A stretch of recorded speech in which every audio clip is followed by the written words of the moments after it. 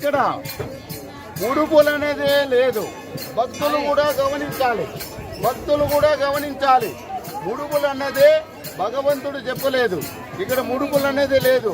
ప్రతి భక్తుడు ఎంతో దూర తీరాల నుంచి నేను రప్పించుకుంటున్నానని శ్రీ బాల ఉగ్రనరసింహ స్వామి ఎర్రవర దూర్లగుట్ట బాల ఉగ్రనరసింహ స్వామి చెప్తున్నారు. ఇక్కడ వెలిసిన అవతారం 7 గుండెల వాడే అవతారమే శ్రీ బాల ఉగ్రనరసింహ స్వామి అవతారం. బాల ఉగ్రనరసింహ స్వామి అవతారం ఎందుకు వచ్చిందంటే వేదభూమిని వేదాలు తెచ్చి రక్షించుకునేదానికి బాల ఉగ్రనరసింహ స్వామి. ఆయన సంతాన లక్ష్మిగా ఉన్నాడు.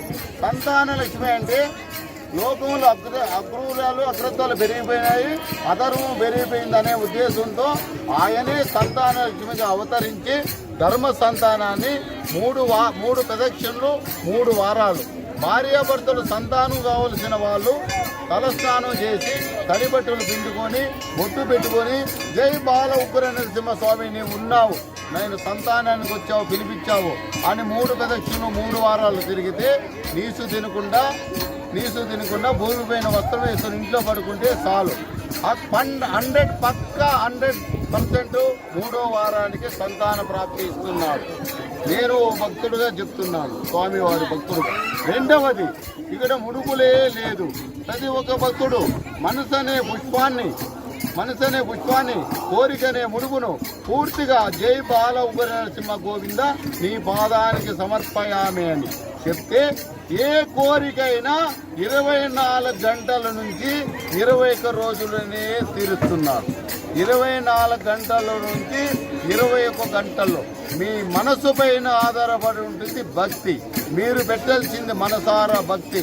ఏ రూపాయికో, ఏ ముడుపుకో, ఏ కొబ్బరికాయకో భగవంతుడికి అవసరం లేదు. భగవంతునికి కావాల్సింది భక్తి. మనస్సు అనే పుష్పాన్ని పరిపూర్ణంగా కోరికనే ముడుపును పాదానికి శరణ చేయడమే. ఇది ముడుపుల సంగతి. మూడవది, ఏ కష్టం ఉన్నా, ఏ బాధ ఉన్నా, అప్పులు ఇచ్చినా, అప్పులు రాకున్నా, వీసా రాకున్నా, ఉద్యోగం లేకున్నా, కళ్యాణం కాకున్నా మనసారా గోవింద నారసింహ గోవింద అంటే చాలు. ఇంట్లో ఉండి పిలవండి. ఇంట్లోనే 11 పెట్టండి స్వామి. ప్రతి ఇంట్లో గోవింద నామస్వరం చేయండి, నారసింహ స్వరణ చేయండి. ఇంట్లోనే 10 నిమిషాలు భజన చేయండి. మీరు పిలవండి. పిలిస్తే ఎక్కడికైనా వస్తున్నాడు భగవంతుడు. మీరు పిలిచేదే తడవు. మీరు ఎక్కడ పిలిచినా భగవంతుడు వస్తున్నాడు. ఇది సత్యం. నేను నమ్మిన సత్యం. నేను భక్తుడుగా స్వామివారి క్షేత్రాన్ని పిలిపించుకున్నారు. స్వామివారే పలికిస్తున్నారు. మీరు పిలవండి, భగవంతుడు వస్తాడు. ఎక్కడ వాక్కులు నమ్మకండి. తల్లిదండ్రులను సేవించండి. జన్మనిచ్చిన తల్లిదండ్రులను సేవించండి. లోకంలో వాళ్ళు చెప్పిన పెళ్లిళ్ళు చేసుకోండి. వాళ్ళు గౌరవించండి. తల్లిదండ్రులు గౌరవిస్తే అక్కడే పరమాత్ముడు ఉంటాడు. లోకంలో తల్లిదండ్రులనే మూలన పడేస్తున్నారు. అందుకే మీ జీవితాలు అట్లా ఉన్నాయి. కాబట్టి ఇంటి నుంచే దీపం పెట్టి గోవింద నారసింహ నువ్వు ఉన్నావు తండ్రి అంటే చాలు. భగవంతుడు మీకు వచ్చి మీకు అక్కడే సమాధానం చెప్తాడు. మీరు గుడికే రానవసరం లేదు. అవకాశం వచ్చినప్పుడు రండి, గుడికి సేవించండి, కమిటీ వాళ్ళకు సహకరించండి. ఇక్కడ నిత్యాన్నదానం కూడా పెడుతున్నారు. ఇక్కడ 10 గంటల నుంచి నైట్ 10 గంటల వరకు నిత్యాన్నదానం దొరుకుతుంది, పెడుతున్నారు.